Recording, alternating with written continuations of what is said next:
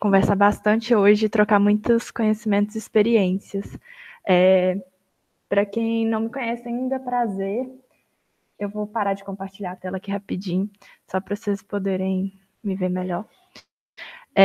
Eu sou a Márcia, eu sou hoje a responsável pela área de gente e gestão aqui da Nata e também pelo parte um pouco de comunicação também. Sou psicóloga, não sou desenvolvedora, mas estou aprendendo muito com os meninos sobre a área de desenvolvimento e tudo. E hoje a gente trouxe um tema muito legal e uma parceria muito legal também com a galera da Queima Diária. O Leonardo e o Pedro toparam fazer esse evento com a gente para falar de um tema que para a gente é muito importante, que é o Clean Code, né? Que é para a gente garantir a qualidade e também o código, para que o código fique legal e também seja bom para todo mundo entender e legível para todos, né? Bom, a ideia de hoje, eu pedi para todo mundo desligar a câmera e deixar no mudo, é mais para que a gente não tenha interferência ao longo da apresentação e para que todo mundo consiga ouvir o Jonathan e o Pedro bem tranquilo. Eu vou mandar um link aqui de novo que o Rafa tinha mandado antes, mas aqui nos comentários, que é o link do Slido, que vai ser a ferramenta que a gente vai usar para a gente estar fazendo pergunta, que é e se vocês quiserem comentando no chat aqui, tudo, fiquem à vontade, tá bom? Mas as perguntas eu vou pedir para vocês mandarem por essa ferramenta que fica mais fácil da gente ver quais são as dúvidas mais frequentes, o que vocês querem de fato que a gente comente no final. E aí, para essa dinâmica, a gente pensou um pouco do Jonathan e o Pedro trocarem uma ideia e mais ou menos nos 20 minutos finais a gente conseguir ter uma troca e responder perguntas e ser mais um bate-papo também, tá bom? Antes eu queria apresentar um pouquinho a Nata, para quem não conhece. A Nata é uma software house e a gente trabalha com o desenvolvimento de sistemas e software, principalmente focado em JavaScript e agora um pouco de Python também. E a gente está há 3 anos no mercado. Na verdade, a gente completa 3 anos agora em julho.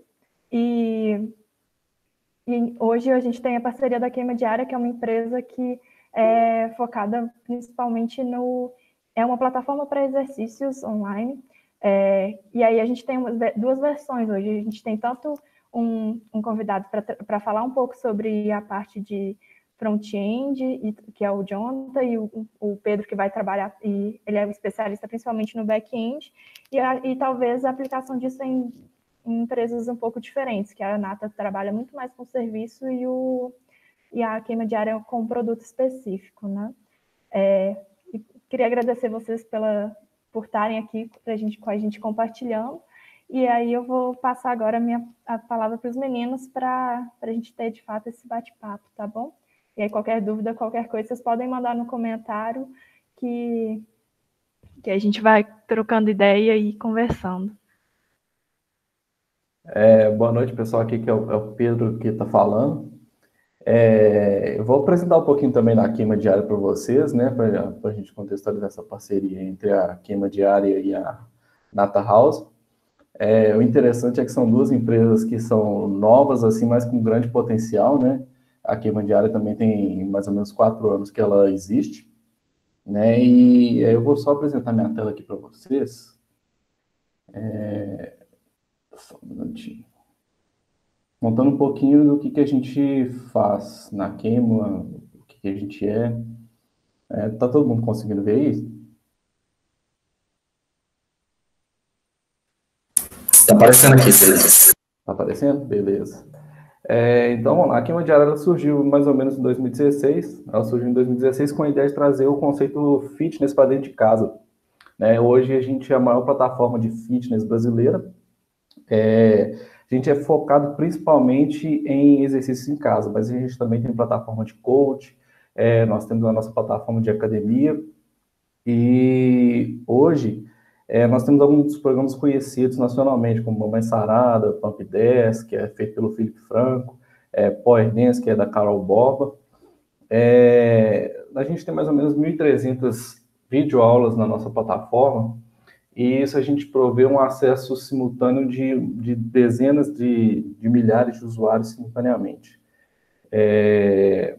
Vou passar para vocês, a gente tem mais ou menos em torno de 50 mil acessos por dia, né, de usuários que praticam exercício em casa, né, então são usuários que consomem diariamente a nossa plataforma, vão lá, escolhem as videoaulas, escolhem qual que é o professor que ela ou ele tem mais contato, né, então a gente tem mais ou menos 95 mil aulas assistidas por dia, nós temos em torno de 50 programas, né, e cada programa ele tem mais ou menos em torno de uns 15 a 20 aulas, né, e o tráfego mensal de dados que nós temos na nossa plataforma é em torno de 250 terabytes por mês, né, com mais ou menos 210 mil usuários ativos, né, com o nosso objetivo de alcançar até 2023 a quantidade de 1 milhão de usuários ativos por mês, né?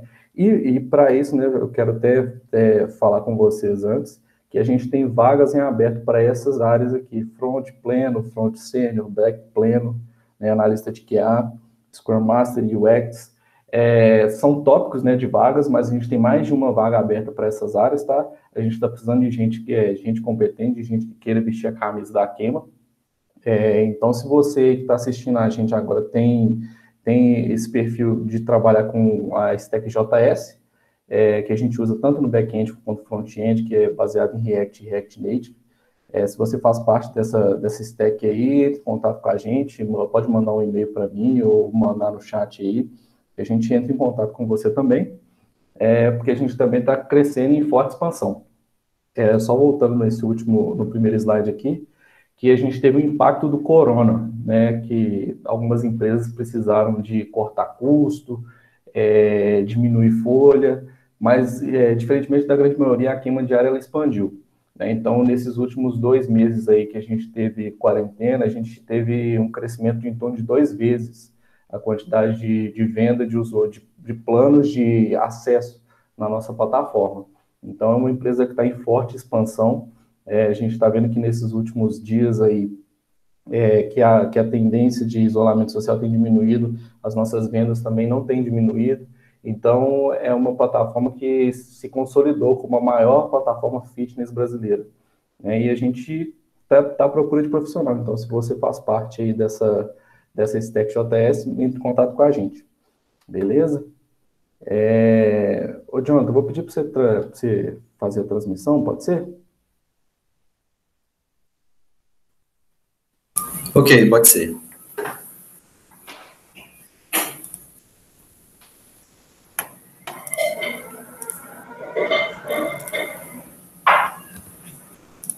Estão conseguindo ver minha tela? Eu estou conseguindo. E como a Márcia disse, né, a gente vai falar sobre Clean Code hoje com vocês. A gente vai querer mostrar um pouquinho de técnicas e boas práticas para um código limpo. O Clean Code, por si só, ele é mais do que código. Ele é uma mudança de mindset que o programador tem que ter. Quando o programador entende essas técnicas de Clean Code, ele consegue levar a sua vida profissional para o próximo nível. Tem algumas relações entre o profissional antes dele aprender o que é o Clean Code, e o profissional depois que aprendeu o que é de fato fazer um código limpo. A gente tem livros, né, igual o tio Bob, que ele é o pai do Clean Code, ele criou o Clean Code para a gente poder seguir de referência. Ele também faz parte do Manifesto Ágil, ele lá em 2001, junto com outras pessoas também criaram o Manifesto Ágil, justamente porque ele entende que é o seguinte, é mais fácil você fazer um código limpo no começo e manter esse código limpo do que você fazer um código às pressas, às vezes gambiarrado, às vezes sem muita qualidade, e depois ter que refatorar. Porque, basicamente, a gente gasta em torno de 10 vezes mais tempo lendo um código, entendendo um código, do que simplesmente a gente escrever um código. Então, por isso que é tão importante a gente tratar essa questão do código limpo desde o princípio. Beleza? Avança para mim, por favor.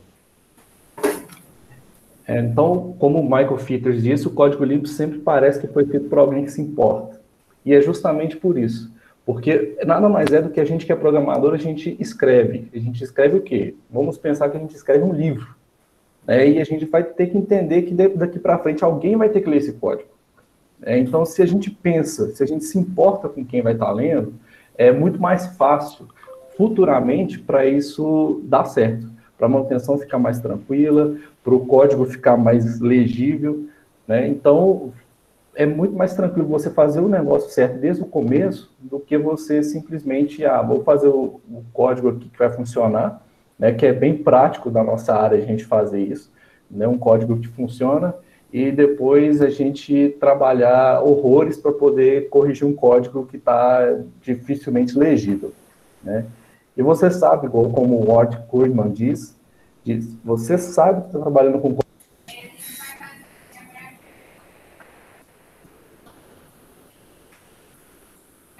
O Pedro. Tinha que ter sido aqui comigo. Alguém te mutou. Tá mutado. Você me mutou aí, cara. Putz, cara. Aí não, bicho. Mas basicamente, o que o Ward Cunningham diz você sabe que está trabalhando num código limpo, quando cada rotina que você lê é praticamente o que você espera. Ou seja, aquela função ela faz exatamente aquilo que é o esperado, né? O Jonathan vai passar por isso também, mas basicamente, você pode chamar o código de bonito quando também faz parecer que o Jonathan foi criado para resolver um problema, né? Então, basicamente que é o conceito de código limpo, beleza? Então, manda bala aí, Jonathan. Tem até um ponto, Pedro, que vale a pena lembrar, é que o código limpo, a gente tem que entender que, basicamente, ele é como se fosse o que nada mais é o código, né, na verdade. Vamos desde o começo, quando a gente está na faculdade, aprendendo algoritmo, a gente aprende que o código ele vai fazer uma série de passos, que esses passos vão seguir todo um cronograma para que o software vai fazer, né, que seja independente da plataforma. Então, quando a gente entende de código limpo, a gente entende que a leitura desses passos deve ser muito claras e objetivas do que aquele código tem que ser feito. Então, a gente vai mostrar aqui alguns pontos que vai dar bastante clareza para a gente. Mas vamos começar um pouco descontraindo aqui, que quem nunca passou por uma situação dessas, né? Que a gente para pensar, a gente fala, cara, pode me ajudar a entender a lógica desse código aqui? Aí, peraí, já vejo. Mas esse código foi você que fez. Eu sei, mas eu estou quebrando cabeça e não estou conseguindo entender nada do que fiz. Aí o cara cai, que basicamente é isso, né? A gente entende que nós somos artistas e a gente faz arte só que através de código, né? Então, nem todo dia a gente está inspirado, nem todo dia a gente está com aquele pique todo para fazer um código muito bonito, muito bem feito. Às vezes a gente está pensando uma ideia, pensando em uma lógica, que no dia seguinte, se você for virar as costas, você vira de novo para a tela, você não consegue entender nada do que você estava pensando, né? Então, quando o código ele segue toda uma estrutura de lógica e segue padrões pré-definidos, que a gente vai passar aqui alguns pontos, você consegue olhar para o código e entender exatamente o que você queria fazer, né? Quer comentar alguma coisa, Pedro? Não, manda bala, cara. É isso mesmo. Show. O outro aqui quando escrevi esse código, só eu e Deus entendíamos o que ele fazia, agora só Deus sabe. Então, muito aquele ponto que eu falei, né? Tem dia que a gente não sabe o que a gente está passando, o que a gente escreveu, a gente não está num dia legal, pode estar passando por N problemas, que pode estar prejudicando a nossa produtividade e a qualidade do nosso código, né? Então, eu te falar um negócio, o bicho sentimental, que é o tal do programador, bicho, porque toda a raiva ou toda a frustração do cara, sentimento, tristeza, o cara bota no código, bicho, entendeu? Então, tipo, exatamente esse agora só Deus sabe, porque provavelmente o cara escreveu algum código no momento que ele estava ou triste ou muito bolado com alguma coisa, e aí ele agora nem sabe que o código mais fácil. Que é aquilo que eu falei quase ainda agora, né? Nós somos artistas. Se for pegar um artista plástico, no dia que ele não tá legal, ele vai fazer uma escultura para expressar o sentimento que ele tem, né? Então a gente expressa o nosso sentimento e a nossa arte de uma outra forma, né? Exatamente. Aí dá uma olhada nessa daí, Pedro. Vou fazer uma gambiarra aqui depois e arrumo depois. Não vai não. Não sei por que não funciona, mas depois eu corrijo. Esse código não funciona. Vou comentar e depois vejo por quê. É o que foi que eu fiz 6 meses depois. É o que acontece, bicho. É o retrato real da vida do programador, cara. Do programador gambiarreiro, né? Na real, né? É o retrato, bicho. A gente faz um negócio para resolver um problema aqui e daqui a pouco a gente não sabe o que tudo ali mais fácil, cara. E aí o que acontece? A solução é refatorar, fazer tudo de novo e etc. E como é que a gente justifica isso para a empresa? Entendeu? É um negócio até difícil para quem não é da área de entender, sabe? É complicado. Justamente seguir ser totalmente anti-pattern, né, e a gente não seguir os padrões, a gente acaba acontecendo isso daí, né? A lógica fica obscura demais, a gente não consegue entender nada daquilo que está sendo feito e depois a gente não sabe o que fazer, né? Beleza. A gente fala um pouco sobre as regras gerais, né? Então, uma dica que a gente dá aqui é sempre seguir as convenções. Então, tem da Airbnb, tem da Google, não sei se vocês já viram, vai até um ponto vale a pena aqui entrar, mas aqui no site de Airbnb, que está no GitHub, ele tem todo um guia de style guide de JavaScript com várias coisas que devem ser feitas, padrões que devem ser feitos, explicando realmente o que é a linguagem, um mau uso de uma variável, de um exemplo, um bom uso. Então, está sempre deixando aqui vários exemplos explicando o porquê, né? Tem esse outro aqui também da Google, que é a mesma questão. Que ele está exibindo vários padrões aqui, ó, e esse daqui ainda tem outras linguagens, né? Que até algo que vale a pena de salientar, que a gente vai mostrar muito código em JavaScript, mas a ideia do Clean Code ele não está preso à linguagem que você faz. O Clean Code é meio que uma filosofia e como você vai desenvolver o teu código, né? Os padrões que você vai seguir para desenvolver aquela aplicação. E é interessante também, John, é que você colocou os exemplos aí do Airbnb, do Google, S-Lint Preacher, eles definem o padrão aí na convenção, igual está no GitHub aí que você mostrou. Mas você tem como importar esses projetos para dentro do seu próprio projeto e lintar ele, sabe? Então acaba que você programando, mesmo o próprio lint já vai te alertando o que você está fazendo errado, sabe? Então é uma excelente prática, né? Igual a gente até faz isso na queima também. É uma excelente prática você botar esses ESLints, esse Preacher e esses plugins do Airbnb, o Google, dentro do seu projeto, porque isso vai facilitar demais na construção do código, sabe? E bastante desses frameworks, dessas libs, como Angular, Vue, React, a gente já tem uns padrões pré-definidos da comunidade, né? Que é aqueles que todo mundo já testou e já viu, que a gente sabe que esses três /framework e /lib já tem um bom tempo de uso e aplicações no mundo todo rodando, e milhares e milhares de desenvolvedores rodando. Então, eles sabem, já passaram por coisas ruins e coisas boas, né? Então, se lá na regra está falando que não é bom, a gente entende o porquê. E você, por exemplo, dá esse link que é ele que vai te avisar, né? O que tá dando ruim. Ele vai te falar, ó, por que não é bom tal regra acontecer, né? E o Preacher nunca mais é para corrigir aquele teu código, né? Ele faz aquela formatação pré-configurada que você deixou, ou você se pegou da comunidade, ou a própria empresa que você está trabalhando, ou você mesmo gosta de desenvolver naquele código, e ele vai formatar o teu código exatamente da maneira que foi pré-configurada, né? Exatamente, independente de ser trocar de desenvolvedor, ele ser o código ser o mesmo para todo mundo, que parece que foi desenvolvido pelo mesmo desenvolvedor, né? Sim, só um detalhe também que, por exemplo, se você integrando esses plugins até com o GitHub mesmo, na hora de fazer o deploy, ele não deixa você fazer o deploy, né? Se tiver com o lint errado, se ele não conseguir lintar o código, aí até evita de subir código fora do padrão, né? Isso, a gente já configura o Husky como exemplo, né, que ele triga um hook que tem no próprio Git, né, que o Git também, assim como outras coisas, tem hooks também lá dentro dele, tem processos lá dentro que ele vai ser disparado à medida que a gente for fazendo, né? Então, a gente pode colocar um Husky da vida, um lint stage, para ele pegar tudo aquilo, código que a gente está querendo enviar, e formatar, caso o desenvolvedor tente enviar alguma coisa que está fora do padrão, né? Tem como burlar, mas não vou nem ensinar a dica aqui como que burla. Melhor não, né? Se a gente faz código limpo. Melhor não.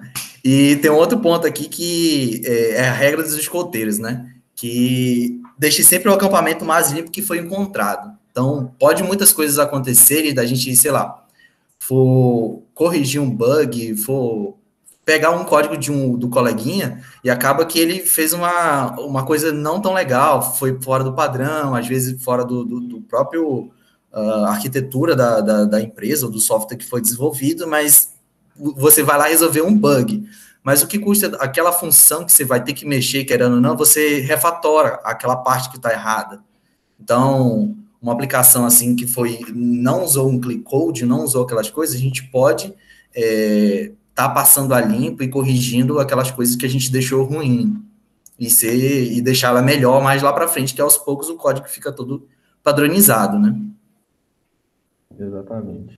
Lá na Nata House a gente já tem essa mentalidade, a galera até brinca com essa regra dos escoteiros. Então, mexeu num software que não tá legal, alguma coisa assim, a gente já refatora e já deixa bem padronizado para o acampamento estar sempre limpinho, né? Beleza, então, dica de código que mantenha sempre seus dados configuráveis em alto nível, né? Então, basicamente, como exemplo aqui, eu fiz uma classe unicórnios, que basicamente tenho aqui a minha base URI e eu tenho meu private key, que possivelmente aqui dentro eu vou ter todos os meus métodos que vai utilizar essas configurações. Então, vamos dizer que se eu não configurar aqui os meus dados configuráveis, todo método eu vou ter que basicamente estar passando aquela configuração e possivelmente, sei lá, mude a minha URL da API ou de qualquer outro dado configurável, eu tenho que mudar em todo o código e isso acaba deixando o código muito engessado com as coisas e não configurável, basicamente, né? E tem até um ponto que eu deixei aqui, que no caso esse código é em TypeScript, que eu deixei aqui o private para esses dados não ser alterados pelo código. Então, programação defensiva, a gente aprende que a gente tem que bloquear certos dados sigilosos ou coisas bem arriscadas de quebrar a aplicação e a gente bloqueia esses dados para que eles não sejam, né? Que agora saiu... Não, ele está no TC39 ele está no Stage 3, se eu não me engano, que vai vir na própria convenção do JavaScript, né? Que vai ser o cerquilha, né?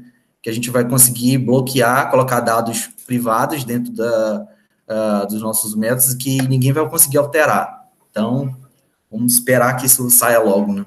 Eu praticamente não curti muito bem o cerquilha, mas tem uns motivos. Mas existem uns padrões que hoje em dia que a gente coloca um underline antes na frente, mas pode acontecer que alguém vai lá e altere, né? Não quer dizer que não vai ser alterado. Isso aí. Prefiro o poliformismo do que if, else ou switch case, né? Que é o Strategy Design Partner, que a gente consegue definir as estratégias de toda uma aplicação e deixar com que o nosso código não fique engessado através de várias coisas que podem acontecer dentro da nossa aplicação. Por exemplo, eu tenho um método que vai estar escutando todos os eventos do teclado do usuário. E dentro dele eu vou disparar, vamos supor, se o usuário apertou a tecla Enter, eu vou fazer alguma coisa aqui dentro do meu método.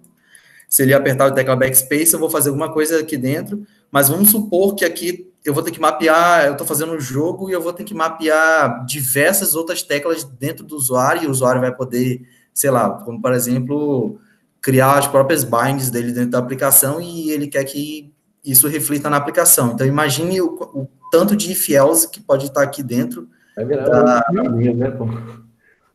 A real é essa, né? Tem até um trocadilho que eu sempre faço, que quando eu vejo muito if-else, eu lembro da música da Marília Mendonça, né, que ela canta aí, if-else. Então, deixar essa easter egg para vocês consigam sempre lembrar da similaridade da música. Então, pode estar pensando assim, velho, mas eu consigo colocar um switch case aqui também, que o código vai ficar um pouquinho mais limpo, mas aí, basicamente, a gente acaba caindo naquele mesmo ponto, né, que a tecla pode subir, isso aqui não está modularizado, e a gente pode enfrentar N problemas, né? E o outro que é a maneira mais clean code da gente ser feita é a gente pegar, vamos, por exemplo, criar uma função de handle keys aqui e a gente mapear todos os eventos que pode acontecer em objeto, né? Porque no JavaScript a gente tem um poder muito grande que são os objetos, que a gente pode mapear várias coisas. Então, eu não poderia estar passando direto a minha função aqui, eu poderia pegar um outro módulo que ele vai mapear todas as minhas funções e eu conseguir modularizar todos os meus binds em cada ação, cada tecla eu vou conseguir, e eu vou conseguir construir esse meu handle keys dinamicamente, né? E aqui, no exemplo, essa minha função que tu vai estar escutando, sei lá, eu estou escutando pelo event listening aqui, e ele vai chamar essa função e ele vai disparar meu handle keys a partir da tecla que o usuário colocou, né? Que no caso aqui, faltou o init.key, né? Que é a tecla do usuário, que tem até o optional chain, que agora entrou no S20, né? Que a gente já tem essa opção de saber se aquele método ou aquela propriedade do objeto existe. A gente consegue passar aqui dentro e observar. Vamos supor que nesse caso aqui eu estou mapeando só a enter e a backspace. Eu conseguiria ver se, sei lá, minha tecla M está sendo mapeada. Se ela não tiver mapeada, não vai acontecer nada nesse código. O optional chain vai fazer toda essa aplicação do que eu ficar fazendo um monte de if else, ou dentro de um try catch, ou dentro de repetindo, verificando se esse método, se fosse numa maneira antiga, eu teria que repetir essa parte do código, colocar 2e comercial e chamar o método caso ele existir, né? Eu ia falar que desse jeito aí fica bem mais bonito, né, bicho? Na real, porque né, você fazer um if de 1000 linhas, ou você fazer if por if lá, que seja um if de 3 casos, que seja, né? Desse jeito o código fica bem mais entendível, né? Então, para manutenção futura, isso vale muito a pena, cara. Sem sombra de dúvida, sabe? Verdade. Então, outro ponto do Clean Code é que nomes são importantes, né? Então, vamos supor que a gente vai fazer uma função aqui, que em sabe Deus quantos tempo vai fazer aqui, ele vai disparar nosso console log um Dorime da vida. Agora a gente para perguntar, o que seria esses 120 mil? Então, na nossa cabeça, para a gente converter os milissegundos em segundos, ou minutos, ou dias, ou qualquer seja qual que for, a nossa cabeça vai demorar muito tempo. Tem até uma pesquisa que fala que o nosso cérebro, quando está lendo algo, geralmente demora não sei quantos milissegundos para processar uma informação e já passa para a próxima. Então, se ele processar erroneamente aquela informação, o resto vai ser tudo errado. Então... O interessante é, tipo assim, a pessoa, quando ela tem que programar, ela tem que pensar no seguinte, tudo que a próxima pessoa ela for gastar um tempo para poder pensar o que significa, tá errado. Entendeu? Então, por exemplo, esse 120 mil, ele tá numa função set timeout aí, beleza, você consegue entender que é um 120 mil em milissegundos, mas para você converter, você vai ter que pensar. Então tá errado. Né? Aí se for, por exemplo, um loop, por exemplo, né? Então, se o loop tá lá e recebe 0 até 10, por exemplo, né? Essa pessoa tem que pensar o que é esse valor, né? Então, já está errado. Então, é claro que você vai explicar isso mais para frente, né? Mas o certo teria que deixar numa constante, essas coisas assim, etc. Mas é só pensar, é só o programador pensar um pouquinho, que tudo que a próxima pessoa tiver que pensar um pouco mais, já está errado. Entendeu? A real é essa. Eu até deixei uma explicação aqui, tem esse padrão que eu utilizo, que eu sempre multiplico, eu sempre vejo esse número aqui da frente, por primeiro. Então, eu faço sempre esse padrão aqui, sei lá, aqui nesse caso são 12 segundos, né, que ele vai esperar minutos, desculpa. Minutos que ele vai esperar para poder disparar esse Dorime aqui no console. Mas eu vou deixar que a linguagem faça esse trabalho para mim, né? Porque até um bom ponto que o Uncle Bob coloca no livro dele é que muitas vezes a gente está preocupado mais com a máquina que vai processar aquela informação do que com o desenvolvedor que vai manter aquela aplicação, né?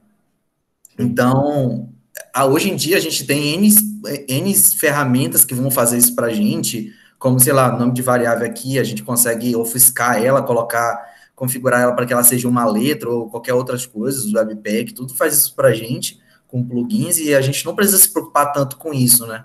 Então, hoje em dia, a gente consegue fazer isso. Então, tem sempre esse padrão que eu sigo aqui, que eu coloco quantos segundos ou minutos ou alguma coisa assim que eu vou fazer, que ele vai disparar isso aqui para mim. Então, aqui de cara eu já conseguiria saber que era 12. Aí, 12 o quê? Aí, no caso, no nome da minha variável, eu já deixo o que é 12 minutos, né?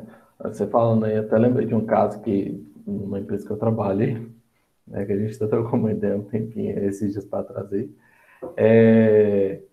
O cara estava meio bolado com a empresa, né? E aí ele estava fazendo uma aplicação para Android, sabe? Uhum.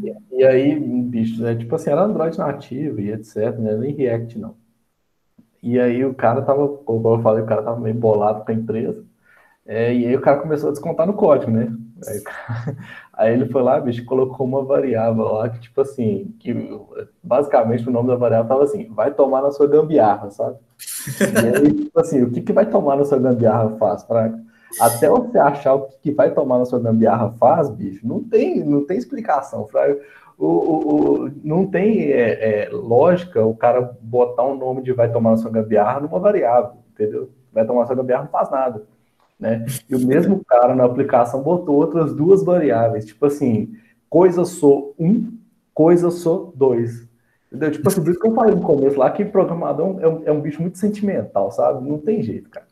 O cara, se ele tá bolado, ele vai botar no código lá o que ele tá sentindo, sabe? Só que isso é errado, entendeu? A gente não pode, a gente como profissional, a gente não pode ter esse tipo de comportamento em botar o nosso sentimento no código, sabe? Afinal de contas, a gente tem que ser profissional. A realidade é essa, entendeu? Certo. Então, imagino, como aqui basicamente quase todos são mineiros, né? Mas eu chamei uns Manauara aqui juntos comigo, então esse coisa sou 1, coisa sou 2, para Manauara é muito agnóstico, porque Manauara chama tudo de coisa, né? Que vocês chamam de trem, a gente chama de coisa. Então, pega aquela coisa lá para mim. Manauara consegue se entender, sabe o que é aquela coisa.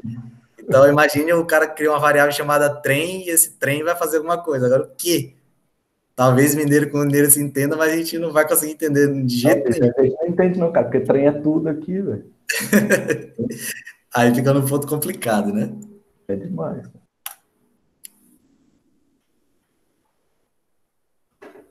O outro ponto que eu coloquei aqui, não negue uma negação. Então, tem vários casos que eu já peguei de código que o cara declara uma variável que ela é negativa pelo nome dela e ela tem um valor que é o valor que ela vai colocar. No caso aqui eu coloquei direto no código true, mas vamos supor que ele fosse pegar a partir de um outro método.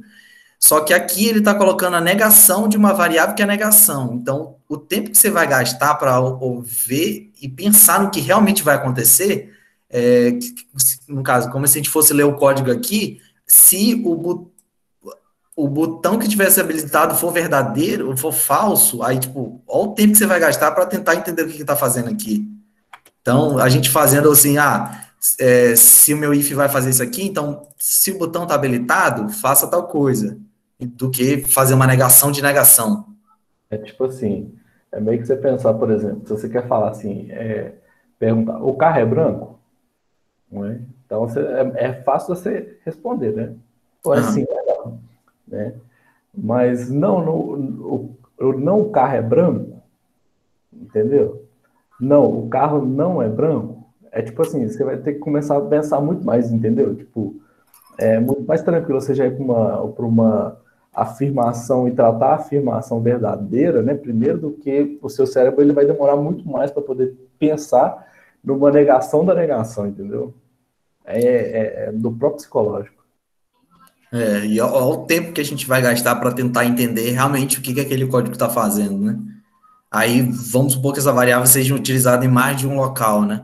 Então a gente tem casos que ela vai ter que ser verdadeira, tem casos que ela vai ter que ser falso, aí a nossa cabeça vai ter que ficar fazendo esse mapeamento mental, que é algo que o Clean Code ele luta contra, né? Que o código ele tem que ser autoexplicativo. Então a gente vai chegar nas partes dos comentários, mas ele tem que ser autoexplicativo. Então o nome da variável tem que ser muito sugestiva, porque o que ela tem que fazer e para que ela vai ter que servir. É isso aí. Foi mal, desculpa aí os comentários. Pode ir lá, Pedro, por favor. Até nessa questão das variáveis, é importante a gente pensar, é igual, de novo, voltando no começo, que a gente precisa escrever, pensa que a gente tem que pensar sempre que a gente está escrevendo um livro, cara. Uhum. Quando a gente escreve variáveis que não são legíveis, se a gente precisar de filtrar algum erro no código, por exemplo, igual a gente está aqui, get repositories R e E, né, onde R é a resposta e E é a exceção. Beleza, a gente sabe ali que o then e o cat é o R, o then é o R e o cat é o E. Mas e se você precisar de procurar no código lá E?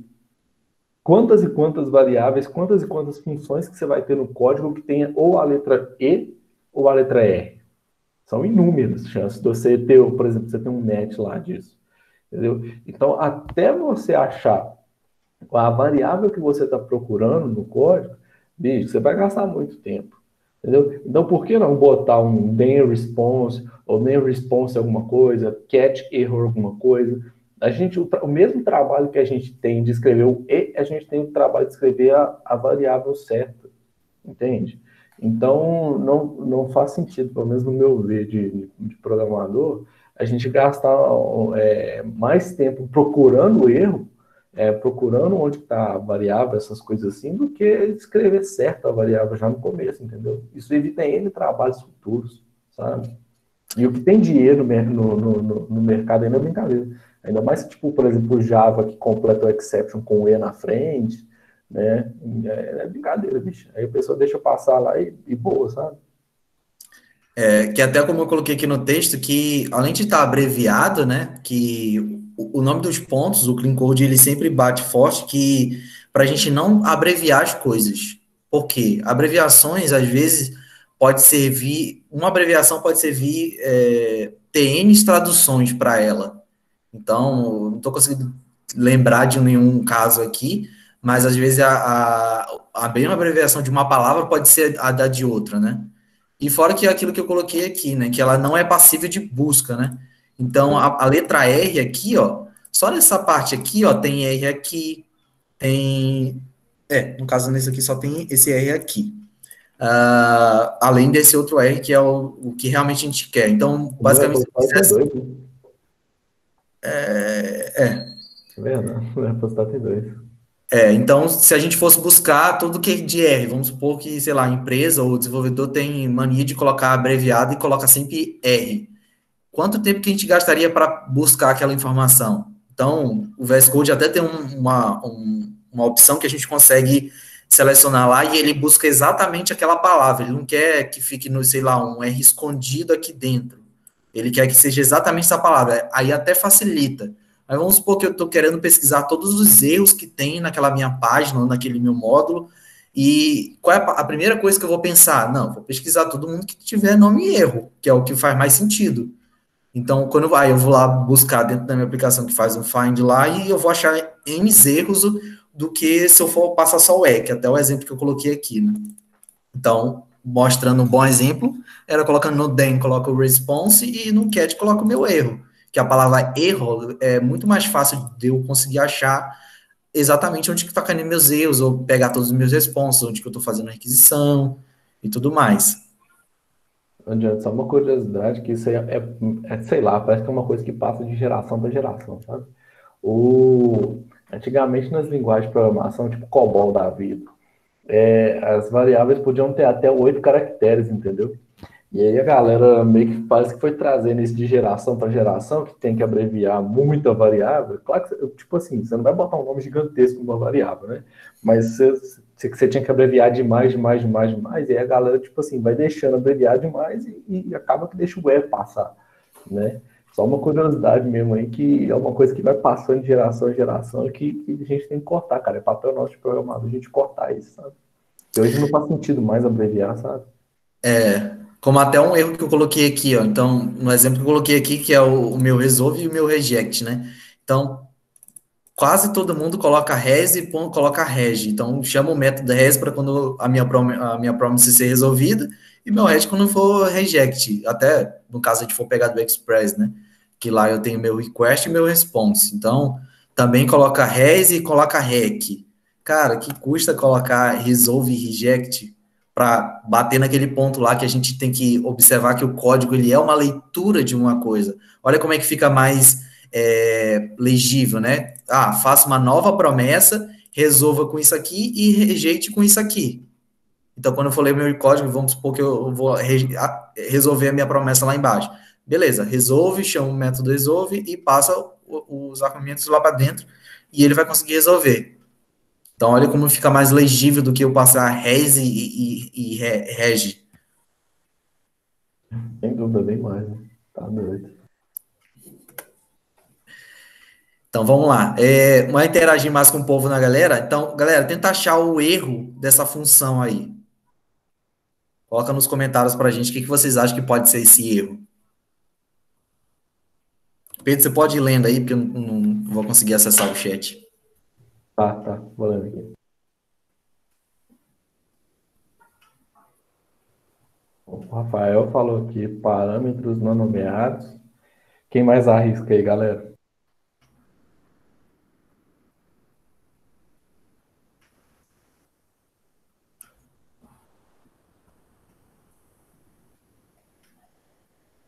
Matheus confirmou com o Rafael. Mas aí, pessoal, bora. Animação, pessoal.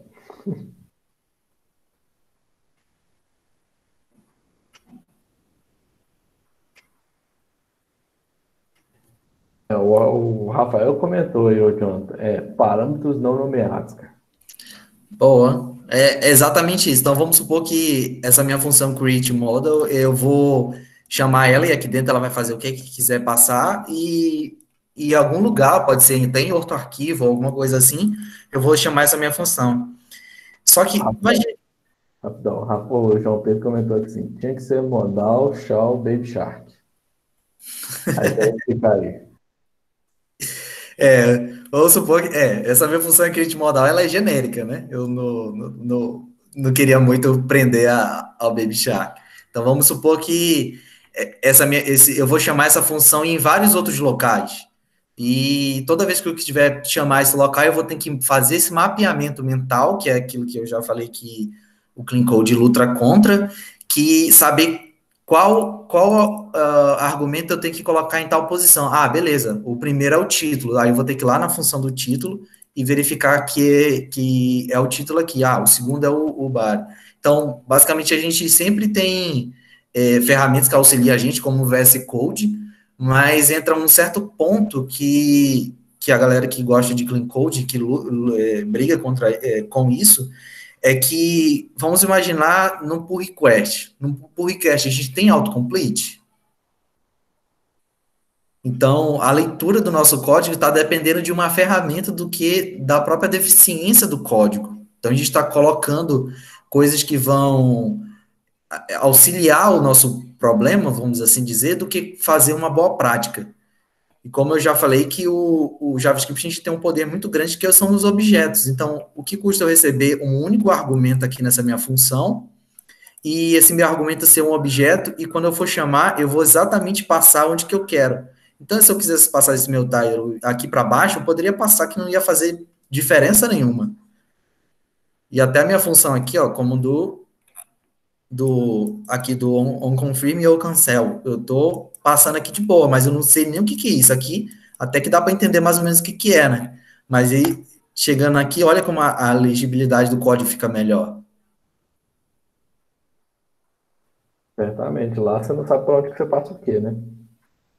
Você bateu o olho na função de cima, né? E obrigatoriamente eu preciso passar naquela ordem, né? Do que passar realmente na ordem que eu quiser, né? Beleza. Vai lá, Pedrão. Uma das coisas do Clean Code que é fundamental, que está até junto do Solid, que é um dos princípios do Solid Quando uma função ela é pequena, ela se torna especialista no que ela faz. Ou seja, uma função que ela faz mais que uma coisa, ela é uma função suja, cara. Ela não tem que ter mais de uma função, mais de um comportamento dentro da mesma função, sabe? Ela tem que ser especialista no que ela faz. Ou seja, se a função é uma função de validar e-mail, ela não tem que validar CPF junto, entendeu? A gente tem mania de colocar assim, a validar contexto, por exemplo, e o contexto é validar usuário. Aí dentro do validar usuário a gente bota lá o comportamento do validar o CPF, validar o e-mail, validar etc, validar um monte de coisa, validar a senha, né? Mas não necessariamente tem que ser tudo isso. As coisas elas têm que ser, os códigos eles têm que ser bem claros para quem está lendo. Então, a função ela sempre tem que ser especialista no que ela tem que fazer. Ou seja, se é uma função validar o usuário, ela tem que obrigatoriamente ela tem que chamar uma outra função de validar o CPF. Ela não pode chamar o validar CPF, ela não pode ter implementação do validar CPF lá dentro, entendeu? E outra coisa que é importante a gente tratar nessa questão de função é que, por exemplo, é claro que você pode construir a arquitetura do seu software, né, na arquitetura que você preferir. Você pode usar repositório, você pode usar tal, enfim, na arquitetura que você quiser. Mas, por exemplo, na questão de camada de acesso a dados, da camada de acesso a dados, ela não tem que validar dados de usuário, né? Então, uma camada de regra de negócio, que ela faz mais de uma coisa, ela é um código sujo, né? Igual eu falei aqui, uma camada que faz mais de uma coisa, ela é obrigatoriamente um código sujo. Que até algum outro ponto para deixar as funções pequenas é que elas se tornam muito mais fáceis de ser testadas, né? Então, quando a gente for escrever um teste unitário para aquela determinada função, para a gente testar o que vai acontecer, os casos felizes e o caso ruim daquela função, vai ser muito mais simples do que testar do que uma função que faz milhares de outras coisas no meio dela, né? Sim, é pesquisável, é legível, é entendível, é tudo que facilita para o programador, sabe? Quanto mais a gente puder facilitar para quem vai ler o nosso código, melhor. Que aí a gente consegue modularizar e não repetir essa mesma coisa que a gente está fazendo, aquela lógica, em outros lugares da aplicação, né?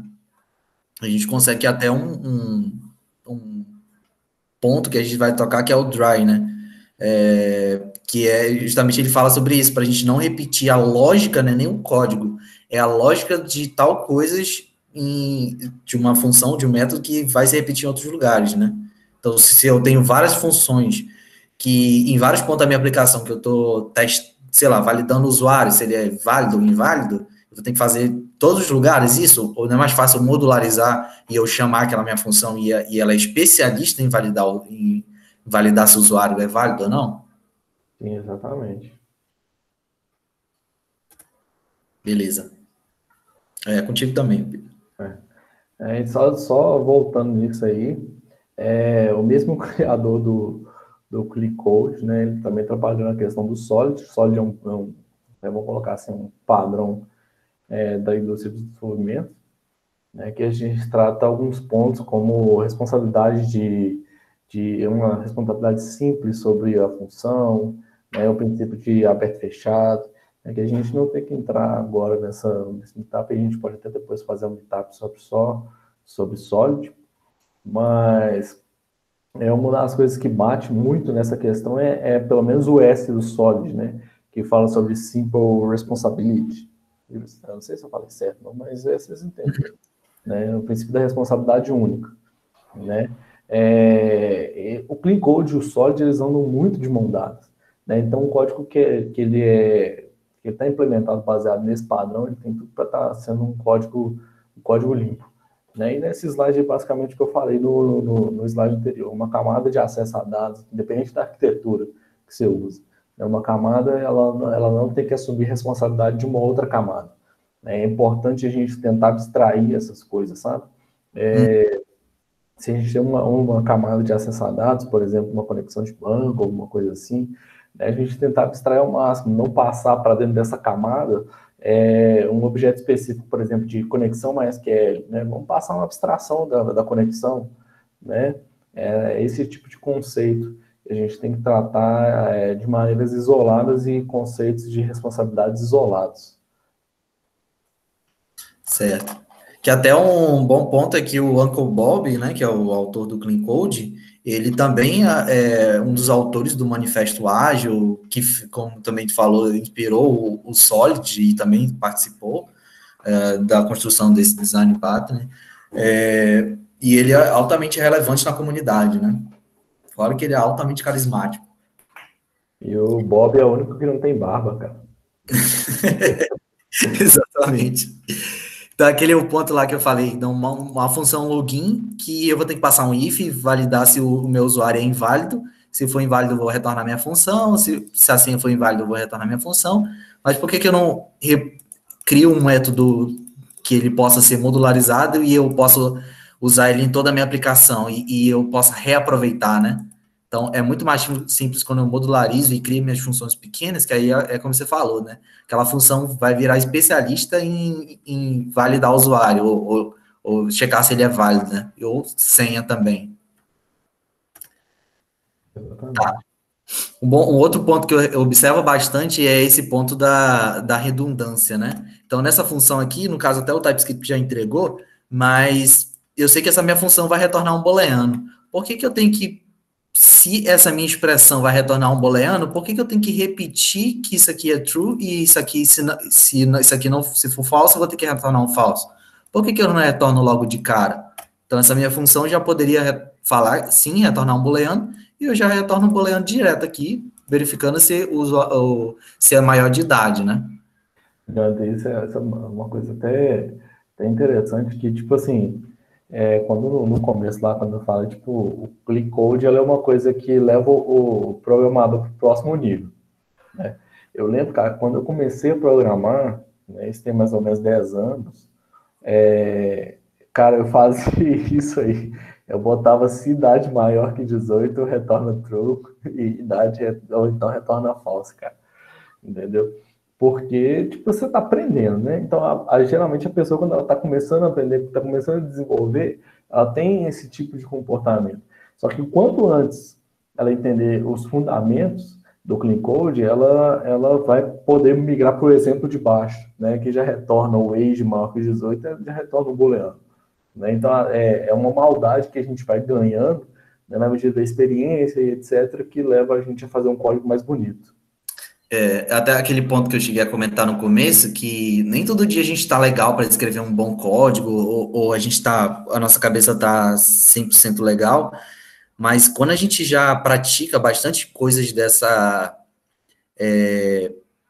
desses padrões de clean code, quando a gente for fazer o nosso código, por mais que a gente não esteja legal, a gente está tão acostumado, mas tão acostumado a fazer daquela forma, que por mais que aquele código não funcione ou dê algum tipo de problema, a gente vai conseguir entender facilmente, porque ele está seguindo o padrão que a gente sempre fez, né? Que até é algo que o pessoal fala que é a memória muscular, né? A nossa memória muscular sempre vai trabalhando nisso e vai repetindo, depois de um tempo começa a repetir do nada e sozinha, né?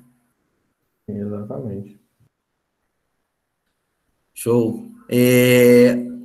Beleza. Aí tá dando um spoiler aí do que esse regex mais ou menos está fazendo, ou basicamente o que é, né? Mas olha esse regex, o que a gente consegue entender, o que ele está fazendo? Olha o mapeamento mental que a gente tem que fazer para a gente entender o que esse regex está fazendo. E olha o tamanho dessa linha também, né? Que até um ponto que o Clean Code fala que a gente não tem que scrollar lateralmente, né? A gente tem que, o nosso código tem até aquele padrão que o SLint e o print bate, que ele bate naquelas 80 colunas e quebra teu código. Ou tem que quebrar ou ele... Exatamente. E aí entra aquele ponto lá dos comentários que eu falei, né?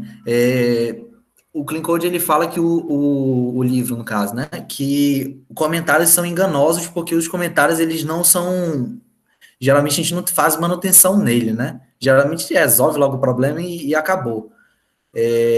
Então, se a minha função, se a minha variável, alguma coisa precisa de um comentário, é porque ela não está clara o suficiente e eu preciso comentar o que aquela variável faz, né? Como aquela variável que você falou, né? Vai tomar na gambiarra que se o cara não comentar aquela variável, nunca vai conseguir descobrir o que ela... Não comentou, velho. Você acredita? O cara não comentou o que vai tomar na gambiarra fácil. Então, fazer errado, o cara não deixou nem, tipo assim, não deixou uma pista do que faz, fraca. Então, aí foi foda.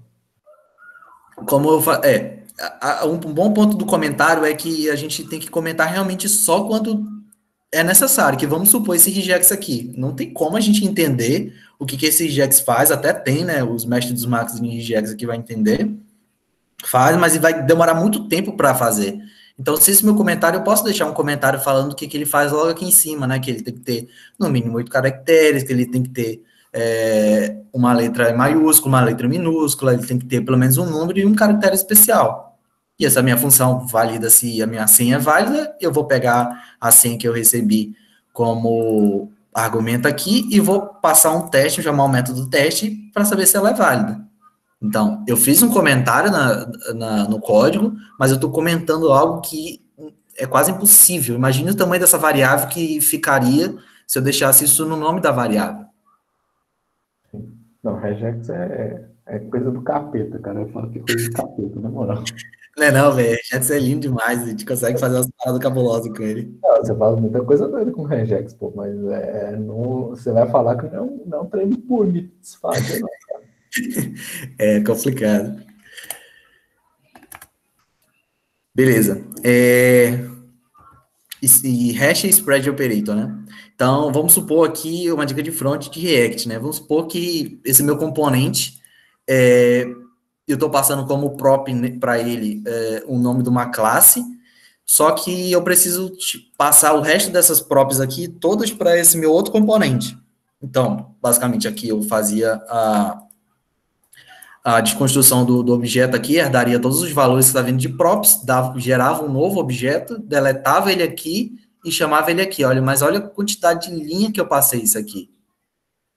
Então, se a gente utilizar as novidades da linguagem, né, que se eu não me engano, isso aqui é desde o S6, então olha como o código fica muito mais limpo. Eu desconstruo aqui meu objeto, que é o prop, pego o valor da minha variável, pego o valor da chave class name, eu passo para cá para dentro e o restante ele transforma no outro objeto que eu nomeei ele aqui.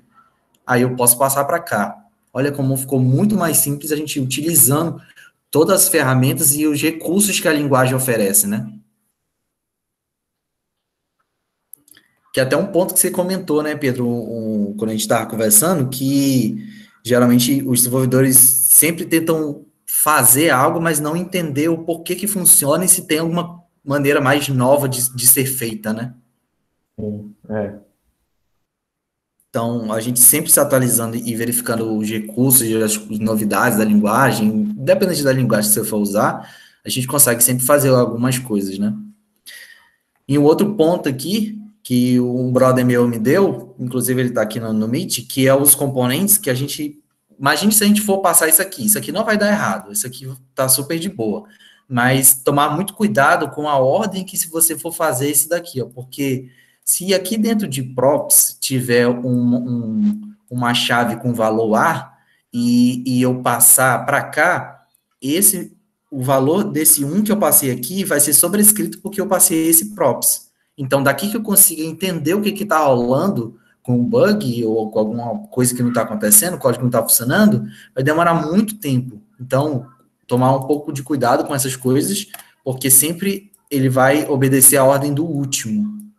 Então, passou esse 1 para cá, por mais que esse props tenha o valor A aqui dentro, ou uma chave aqui dentro, sempre o que vai sobressair é esse que está como segunda prop para cá.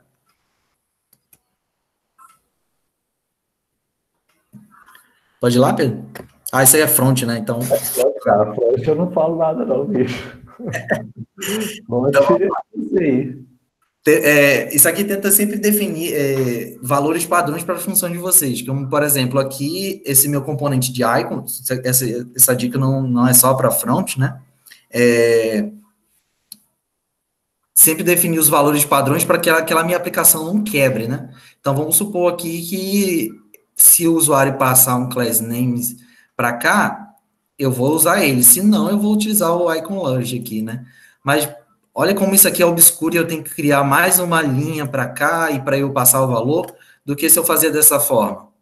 Eu posso setar um valor padrão dentro do meu objeto e se o cara passar, ele vai sobrescrever esse valor padrão. Mas se ele não passar, ele vai, se ele passar, ele vai sobrescrever esse valor, senão ele vai pegar esse valor default. Eu, particularmente, prefiro esse padrão dentro do React do que esse padrão que a comunidade fala, mas eu tento seguir o que a comunidade fala, porque é sempre bom seguir as boas práticas, e fora que o lint vai ficar chiando lá, né?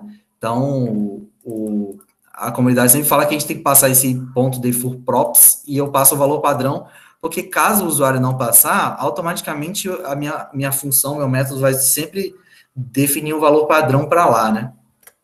E aqui é um outro caso, para quem ainda mexe com React, ainda não com hooks, é que eu posso também passar um default props como um componente de classe, que é só passar um static lá e colocar o meu valor padrão. Quem nunca pegou um undefined na vida na hora de corrigir um bug? Pode ir lá, Pedro? Vou mandar bala, cara. Vai acontecer também. Beleza, array desse constructor. Então, se eu passar esse meu método aqui, ele está pegando, estou dando um split, né? Onde que tiver um traço, porque navigator.language ele vai pegar o idioma do usuário, né? Vamos supor que o nosso pt-br. Então, ele vai transformar isso aqui em um array de 2 posições, porque eu falei que eu quero que ele quebre meu array cada vez que ele encontrar um traçozinho, e aí eu defino aqui na linha de baixo o valor da linguagem e o do país. Mas por que eu não posso fazer dessa forma? Que eu estou usando o array desse constructor e eu estou pegando toda vírgula aqui é uma posição do array que eu vou fazer. Então, esse zero aqui, antes dessa vírgula aqui é o zero, aí vem 1, 2, 3, 4, até sucessivamente, até onde ele achar. E facilita que essas minhas 3 linhas se converterem em uma linha e eu conseguir fazer a mesma coisa. E também vale a pena salientar que eu posso passar um valor padrão para dentro do meu array desse constructor, caso eu não tenha um valor padrão, que no caso aqui eu tenho um array de 2 posições, na terceira posição, e caso o usuário queira pegar esse valor da variável C, eu posso passar também um padrão para ele. Dependendo do caso que for, você vai conseguir fazer. Só um comentário que o Marcos fez aí. Ele falou assim que todas as boas práticas levam ao clean code. De fato, cara. Se você seguir as boas práticas, elas vão te levar ao código limpo. Exatamente. Exatamente. Pode ir lá, Pedro? Bora. Quanto mais simples você poder fazer seu código, melhor, né? Igual o KISS, né? Igual o Felipe Souza aí colocou, KISS, né? Keep it simple, stupid, né? Quanto mais simples você puder fazer o seu código, melhor. A gente não precisa de reinventar a roda, né? A linguagem está aí para a gente poder fazer o código certo, a linguagem está aí para a gente poder fazer o código bem feito, né? E quanto mais a gente puder reduzir a complexidade do negócio, melhor, né? Porque não faz sentido a gente, em plano 2020, a gente ficar reinventando a roda. Então, se você quiser passar aí, John, porque isso é bem resumido, sabe? Basicamente, não faz sentido a gente ficar reinventando a roda nos tempos de hoje. Esse caso aqui que eu coloquei no código, eu passei recentemente, que era que tinha uma repetição absurda do código. Então, vamos olhar aqui. Era um carrossel que tinha um botão, e dentro desse... que era o primeiro botão, né, que era do lado esquerdo, aí tinha toda a lógica dentro do carrossel aqui, e tinha o segundo botão. Olha a diferença, se vocês forem olhar, qual é a diferença desse botão para esse botão? Só está mudando o class names, está passando, e o name aqui, e a função de callback aqui, que é o onClick, né? Por que eu não posso modularizar, e ao invés de repetir isso daqui, eu crio um novo componente, e eu encapsulo todo o meu botão, recebendo como argumento da minha função aqui, como prop. A única coisa que vai alterar, que é esse name e class names, passo para cá, e eu reutilizo esse meu botão. Ficou muito mais legível, além de você passar aqui 2 buttons, eu vou ter que ler e saber, pô, mas que botão é esse aqui? Por que eu não posso criar um componente chamado exatamente explicando o que eu vou fazer com aquele meu botão? Olha a diferença desse para o outro. E o risco que tem no primeiro código até que você não sabe o que, por exemplo, você colocou comentário aí, né? entre um bottom left e bottom right. Mas você não sabe o que está no meio do caminho entre o left e o right, né? E se tiver alguma condição no meio dos dois aí que altera o comportamento de baixo, né? Então, é um negócio que a gente precisa tomar muito cuidado com isso, né? Que quanto mais agnóstico tiver, melhor. Para a galera que gosta de referências, para sempre lembrar do Dry, sempre lembro do Naruto aí com o Ataque dos Clones. E aí a gente tem basicamente, quando a gente vê código sujo, esses são os 5 principais motivos que os programadores eles usam para justificar a entrega de um código sujo. Aí eu quero passar com eles aí com vocês. O primeiro deles, você estava querendo ter resultados rápidos demais. Isso acontece, por exemplo, assim, vamos supor, eu sou um sênior da vida e etc. Eu quero mostrar que eu sou bom pra caramba, né, que eu entrego um resultado pra caramba, que eu sou o maior cara que a empresa já contrata da vida. E aí eu quero entregar resultado, eu quero entregar a função, etc. Eu quero entregar tudo funcionando rápido, eu quero que o CEO vá lá e fale assim, não, cara, esse programador é bom pra caramba, né? E isso acontece. E muitas vezes a gente vê que o cara entregou, né, o resultado que teoricamente a empresa esperava, mas isso a médio e longo prazo, a gente vai ver um tanto de código sujo, um tanto de código lá que a gente vai ter que tudo refatorar de novo, ou vai demorar para a gente entender. Segundo motivo, você percebeu que o prazo estava curto demais, né? Você percebeu que não dava para entregar. Vamos supor, a gente está lá numa sprint, aí falta um dia para terminar a sprint e você não conseguiu terminar aquela tarefa e etc. E aí você vai para aquela definição assim, antes feito que perfeito, né? E aí acaba que você fala assim, bicho, eu vou entregar esse negócio aqui e pronto, acabou. Então, esse é o segundo motivo que leva a gente a entregar um código sujo. Terceiro motivo, você estava de saco cheio da tarefa atual. Né? Então, por exemplo, tem uma tarefa que tá te gastando muito tempo, cara, que é uma tarefa difícil de você fazer e ela tá te consumindo, tá tirando todo o seu cérebro para fora, assim, e tal, e aí você quer entregar aquele negócio. Né? Então, esse é o terceiro motivo que te faz entregar um código sujo. Então, a sua vontade de querer entregar acima do código bonito, acima do código bem feito, te faz levar um código sujo. Passa para o próximo aí para mim, Jonathan, por favor. Quarto motivo, mudança de escopo. Empresas que têm uma dinâmica muito, muito grande, muito rápida, né? Muda, tipo assim, sai uma semana, tem que implementar a feature A, B e C, né? E aí na semana seguinte tem um Corona, por exemplo, né? Aí muda o escopo todo e aí você tem que entregar o que estava pendente mais o que tem na mudança do Corona, por exemplo, né? Só um hipotético. E aí acaba que fala assim, bicho, já que eu tenho que entregar tudo, então, de novo, antes feito perfeito, então vou entregar um código mais ou menos aqui, vou fazer funcionar, e depois a gente faz um rebuild nisso aqui, faz uma refatoração e boa. E o quinto motivo o seu chefe não entende o que você faz, seu cliente não entende o que você faz, ninguém entende bosta nenhuma do que você faz, né? E aí eles só reclamam na sua cabeça, não falam que você não entrega bosta nenhuma, e aí você vira e fala assim, quer saber? Então, vou entregar isso aqui. Vou entregar o código sujo do jeito que está mesmo, né? E, bom, eles já não sabem o que eu faço mesmo, mas a real mesmo é que a culpa é nossa. Né? E aí está aqui no slide aqui que eu coloquei assim, a analogia do médico. O médico, se você chegar, por exemplo, com uma dor no nariz, né, ou uma dor de braço, por exemplo, você quebrou o braço e está precisando de uma cirurgia. O cara ele vai fazer a cirurgia do jeito que você quer, na hora que você quer, da maneira que você quer? Não vai. O cara ele vai ser profissional. O médico ele vai ser profissional. Ele vai falar assim, olha, você precisa de tal procedimento para você poder corrigir o problema que você está no braço. Ou, sei lá, você precisa de uma cirurgia no pâncreas da vida, sei lá. Entendeu? Então, a gente também tem que ser profissional nesse nível. Entendeu? Da gente entregar o nosso código limpo dentro do que é esperado pela empresa, né? E se essas coisas acontecerem de mudança de escopo e etc., tentar explicar, olha, não dá, entendeu? Porque, afinal de contas, depois se acontecer um bug, a culpa vai continuar sendo nossa também. Ou seja, a gente não tem como fugir.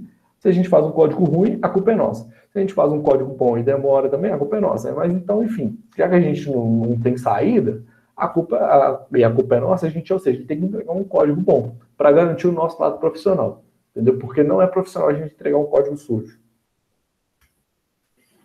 Exato. E um bom sinais que a gente acha de código limpo é que um código pode ser entendido facilmente por todas as pessoas da equipe, né? Então, vamos supor que entrou o novo brother no time e ele vai ter que estudar toda a arquitetura que foi feita dentro do software para ele poder entender como que aquilo está funcionando. De que, além de ter um código limpo, ter uma arquitetura limpa, ele vai conseguir entender muito mais rápido daquilo, né? Fora seguindo todos os padrões que a comunidade sempre fala e essas coisas.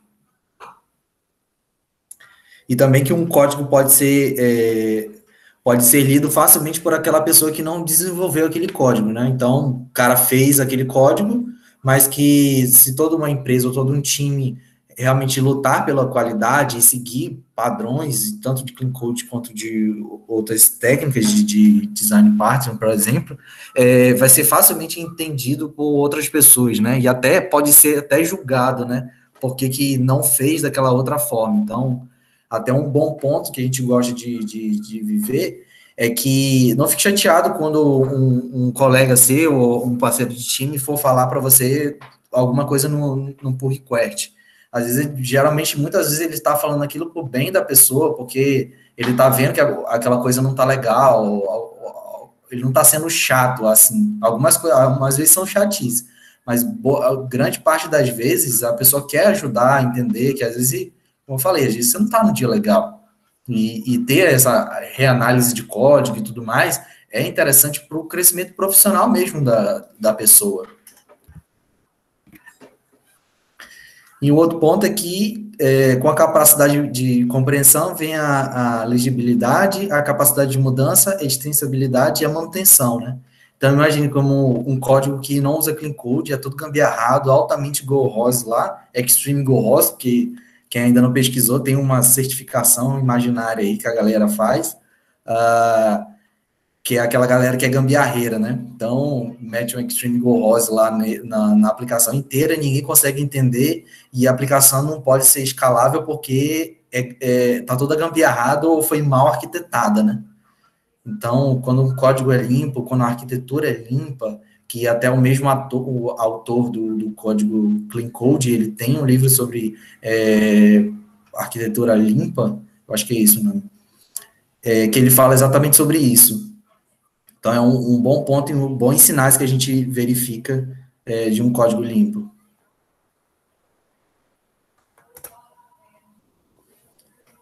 E a grande mudança do Clean Code que a gente olha não é nem como é relacionada à produção. A grande pergunta que a gente tem no Clean Code é, ao invés de pensar como produzir mais, a gente tem que pensar como dar uma manutenção melhor. Uma coisa acaba sendo relacionada à outra no médio e longo prazo, né? Mas a gente sempre tem que pensar isso. Como, em vez de produzir mais, ser o cara cabuloso, entregar tudo, a gente tem que pensar como a gente vai dar uma manutenção melhor no código. Como o meu código vai cooperar para daqui a 10 meses, quando alguém precisar mexer, o cara conseguir dar uma manutenção melhor nessa API ou nessa tela que a gente tem que mexer. A grande pergunta e a grande diferença que faz na cabeça do programador, que faz ele levar para o próximo nível é isso, né? O que ele pode fazer para poder dar uma manutenção melhor nesse código no futuro. Exatamente. E às vezes entregar mais, muitas vezes não é melhor, né? Porque o que adianta fazer muita coisa e entregar, sendo que essa entrega vai voltar porque voltou com uma cacetada de bug. Então, o tempo que o programador deveria estar gastando desenvolvendo e fazendo algo muito bem feito, tanto na arquitetura quanto na qualidade do código, ele está gastando resolvendo bug, né? Então, acaba que ele se torna não mais um programador, mas um resolvedor de bugs. Exatamente. E isso não é bom para ninguém, cara. Eu acho que ninguém gosta de ficar só resolvendo bug, né? É claro que resolver bug faz parte da profissão, mas a gente também gosta de criar coisas, a gente gosta de se sentir importante, né, no negócio. E nosso querido Uncle Bob, altamente defensor do Clean Code. Então, quem ainda não conheceu esse autor, vale muito a pena pesquisar sobre ele, livros dele. O material dele está sempre na internet, tem outros também autores, se for pesquisar Clean Code na internet, tem muito material interessante. Tem aqueles repositório que eu deixei, tem um repositório também, que eu vou deixar no chat, que são de boas práticas em JavaScript também, que a comunidade sempre fez, e bastante dos materiais que a gente apresentou aqui também está falando lá. É interessante, eu vou colocar no chat para vocês darem uma olhada. E eu queria ver se tem perguntas aqui. Pão de batata. Beleza. Vocês acham que com tal paradigma fica mais fácil de implementar Clean Code? Com qual paradigma? Eu acho que Clean Code ele não se prende ao paradigma, porque se a gente for pesquisar paradigmas da programação funcional, se a gente for pesquisar programação orientada a objeto, você consegue escrever gambiarra e Clean Code, tanto com qualquer paradigma. Então, a metodologia de Clean Code não fica preso ao paradigma de programação. É mais a maneira que você vai desenvolver o seu código. Vamos lá. Para projetos legados, vale a pena gastar um baita tempo refatorando o código para se adaptar à dinâmica do Clean Code? Cara, eu vou te falar sincero na realidade do programador, sabe? Tudo depende do tamanho da bagaceira que você vai ter que mexer. Entendeu? Se o negócio estiver muito ruim, cara, pode ser que seja refazer tudo do zero, né? Agora, se a bagaceira não for tão grande, vale com certeza, cara. Vale com certeza ser de pouco em pouco migrando para os padrões do Clean Code, sem dúvida. E vale aquele ponto que eu comecei a citar no começo, né, que é a regra do... Como é que é o nome? Do acampamento lá. Não deixa o acampamento do mesmo jeito que você encontrou, né? Sempre melhore ele. Então, vamos supor que um projeto legado e ele é grande, ou é médio, ou é pequeno, depende do tamanho. Quando você for fazer uma nova feature, vai precisar de uma determinada função que ela lá, por que você já não refatora logo ela? Então, aos poucos, o sistema já vai se ajustando às boas práticas do que for fazer e pensar ter uma mentalidade de for fazer tudo de uma vez só. Pode fazer essa técnica de refatorando aos poucos, né? Pega uma função, pega um método ali que não está muito declarado, pega uma variável que está para cá, tem como melhorar um outro.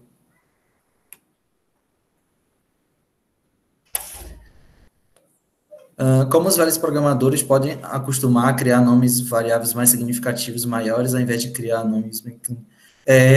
eu acho que é muito o hábito de você for criar. Então, eu sei que tem esse hábito como eu falei, que tem essa memória muscular, e a tua memória começa a sempre colocar as coisas abreviadas, mas tenta, começando aos poucos, de colocando o nome mais descritivo naquilo que você quer fazer, que com o tempo já cria essa habilidade de colocar nomes mais descritivos, né? Que é do mesmo jeito que você criou a habilidade de colocar nomes pequenos ou mais fazendo alguma coisa, é o mesmo jeito que você vai fazer para colocar uns nomes mais significativos. Isso aí. Essa pergunta é boa, hein, bicho? Você disse anteriormente que o código que fazemos é reflexo da nossa saúde mental. Partindo disso, é possível seguir no Clean Code mesmo depois de ser casado? Eu sei que é essa figura aí, a galera da nada sabe, não vamos comentar quem é. Bicho, olha só, eu sou casado tem quase 7 anos, cara. Assim, a minha saúde mental tá em dia ainda, sabe? Então, eu acho que é possível implementar os padrões de Clean Code mesmo ser casado, sabe? Tudo depende do seu esforço, Fraga, da sua dedicação. Mas eu acho que uma coisa não é relacionada à outra, não, entendeu? Isso aí é piada, a gente conhece bem a figura. Mas eu também sou casado, faz um ano que eu sou casado, então Clean Code e saúde mental não está ligado ao fato do tipo da relação que você está no momento. A morte é o limite ou a liberdade? O que é liberdade? Bom, é bem complicado de responder, cara. Cara, a liberdade para mim cara, depende do que você está querendo me falar de liberdade, né? Porque liberdade de programar, liberdade de ser, porque a liberdade para mim se define numa coisa: você ter liberdade de poder falar o que você pensa, de você expressar a sua opinião, né? E de poder se comunicar com um todo. Né? Se você, por exemplo, você expressa sua opinião e vocês têm uma pessoa intolerante que não queira falar com você e discorda totalmente, etc., só deixa de conversar com essa pessoa. Então você tem liberdade de fazer isso. Então, sei lá, depende. Esse liberdade é muito amplo, sabe? Liberdade é bem complicado, porque a liberdade que eu tenho, o outro também tem. E, às vezes, a liberdade pode ser algo bem, bem prejudicial. Que fala o que quer, mas também ouve o que não quer também. Tem muito isso. Exatamente, tudo que vai e volta, né? Virou filosofia agora. Bicho. Vamos fazer um meetup agora de filosofia, cara. Vou voltar para cá. Jonathan, Pedro, muito obrigada pela troca de conhecimento e por esse momento filosófico final. Em nome de, acho que todo mundo que está participando aqui, eu queria agradecer a participação de vocês e por vocês terem compartilhado com a gente um pouquinho da visão de vocês, o que vocês consideram como sendo boas práticas e como, de fato, pensar para ter um código limpo mesmo, né? Que não são só práticas, mas um mindset, de fato. E para mim, que sou da área de gente e gestão, fiquei sabendo agora que eu preciso cuidar de vocês, deve muito bem, porque vocês são sentimentais iguais a artistas. Pode deixar que eu vou cuidar com muito carinho de vocês. Deixa eu só ver aqui. E agora eu queria também agradecer todo mundo que está aqui, que ficou com a gente até o final.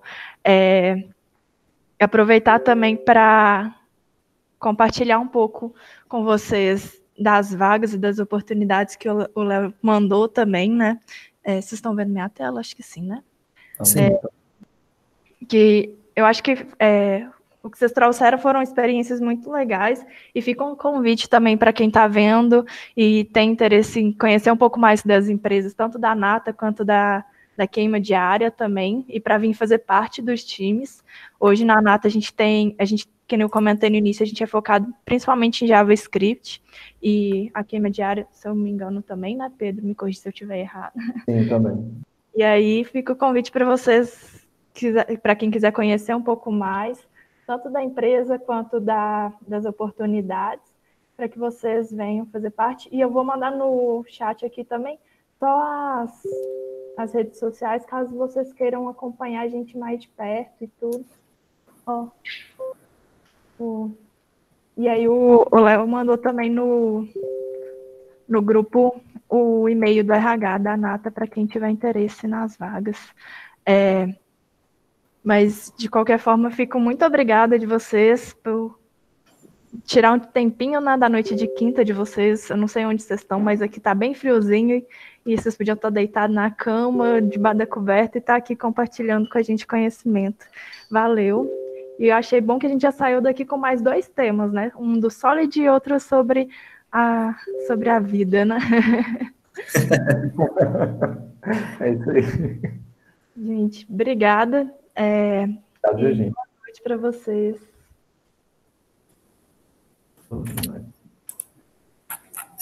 Márcia, eu vou deixar o repositório aqui dessa apresentação, se alguém precisar para apresentar na sua empresa ou algo do gênero, reaproveitar, então, fazer PR ou qualquer coisa do gênero, e se alguém quiser também o material que foi apresentado, vale a pena deixar aí para a galera.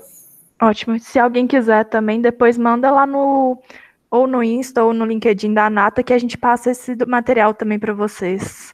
Que acaba que aqui no chat vai perdendo, mas qualquer coisa chama a gente que a gente passa essas informações, tá bom? Gente, obrigada. Boa noite. Foi um prazer. Boa noite, gente.